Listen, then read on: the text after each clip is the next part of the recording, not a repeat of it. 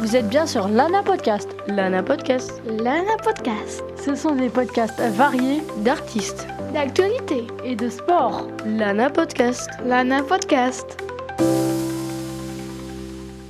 Bonjour à toutes et à tous, c'est Lana sur Radio Laser et aujourd'hui on est parti pour un nouveau podcast.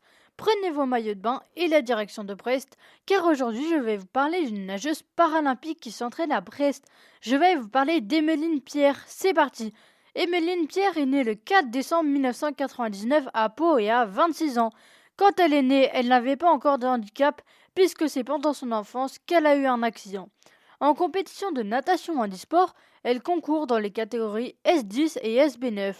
Au début, elle pratiquait de la gymnastique quand elle était enfant, mais en 2013, lors d'une compétition, elle se blesse et chute à la poutre. Elle se luxe l'épaule droite, c'est-à-dire qu'elle s'était déboîtée l'articulation de l'épaule.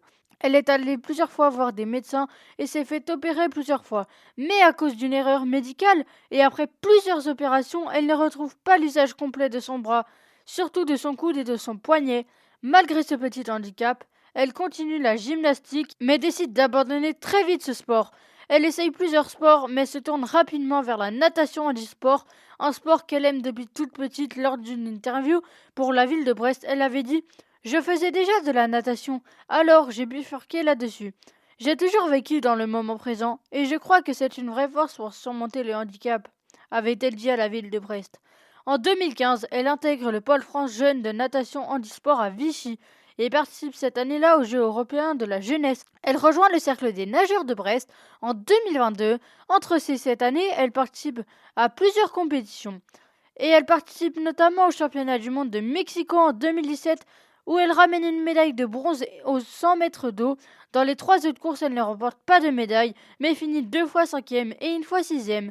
Elle participe au championnat d'Europe à Dublin en 2018, où elle termine sur le 100 mètres d'eau à la 4e place et 8e sur le 50 mètres nage libre. Puis elle concourt à ses premiers Jeux paralympiques en 2021, où elle termine 8e sur le 100 mètres d'eau, 10e sur le 100 mètres nage libre et 11e sur le 50 mètres nage libre. Après les Jeux, elle avait d'ailleurs dit « J'étais au fond du trou après Tokyo. J'en ai vraiment bavé et ma santé mentale était au plus bas. » Et la même année, elle ramène une médaille de bronze sur le 50 mètres nage libre au championnat d'Europe de Funchal. L'année d'après, en 2022, au championnat du monde de Funchal, elle termine 6e sur 100 mètres d'eau S10, sur le 7e sur le 100 mètres nage libre et 9e sur le 50 mètres nage libre.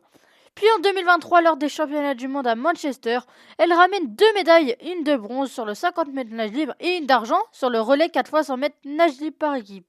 La même année, elle participe au championnat de France en petit bassin à Saint-Nazaire et termine 3e au classement général avec un nouveau record du monde en 1 minute 6 secondes 96 sur le 100 mètres d'eau en petit bassin. Et en 2024, elle remporte 5 médailles dont 3 au championnat du monde, une de bronze sur le 50 mètres nage libre et 2 d'argent sur le 100 mètres nage libre et en relais 4 fois 100 mètres nage libre. Et aux Jeux paralympiques de Paris 2024, elle est attendue et remporte une médaille d'or en 100 mètres nage libre, la 2e médaille d'or pour l'équipe de France en paranatation avec Hugo Didier, où d'ailleurs elle saute de joie, et une médaille de bronze sur le 100 mètres d'eau où à Tokyo elle avait fini 8e. Et un an après sa médaille d'or aux Jeux paralympiques, elle remporte 2 médailles de bronze sur le 100 mètres nage libre et le relais 4 fois 100 mètres nage libre. Malheureusement, elle n'a pas réussi à décrocher l'or mondial. Elle a reçu un prix après les Jeux paralympiques de Paris 2024 dans lequel elle a été chevalier de la Légion d'honneur. Maintenant que vous connaissez toute son histoire, une athlète au mental d'acier qui nous montre qu'avec de la détermination, tout est possible. C'est la fin de ce podcast, c'était Lana sur Radio Laser. Au revoir et à bientôt pour un nouveau podcast. Vous êtes bien sur Lana Podcast. Lana Podcast. Lana Podcast.